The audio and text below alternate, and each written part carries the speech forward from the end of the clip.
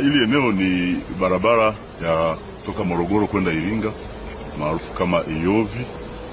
Tunachokiona hapa ni kwamba barabara yetu kutokana na mvua ambazo zinaendelea kunyesha sasa tope zimekuja zimeingia barabarani, na magari kadhaa, madereva wale ambao hawakuwa na tahadhari wameweza kupata madhara ambayo tumeyaona. Magari kama 2-3 ambazo zimeanguka.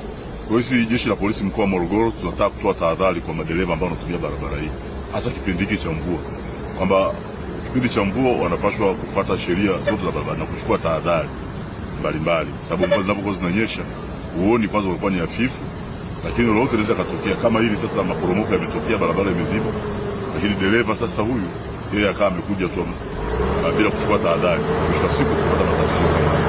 Kwa hiyo jeshi la polisi tumeimarisha doria hapa kusudi waweze kupita kwa wakati wenzetu wa TANROADS wanaendelea kuondoa hichi kifusi ambacho kiko kwenye barabara, na baadaye hali itakuwa nzuri.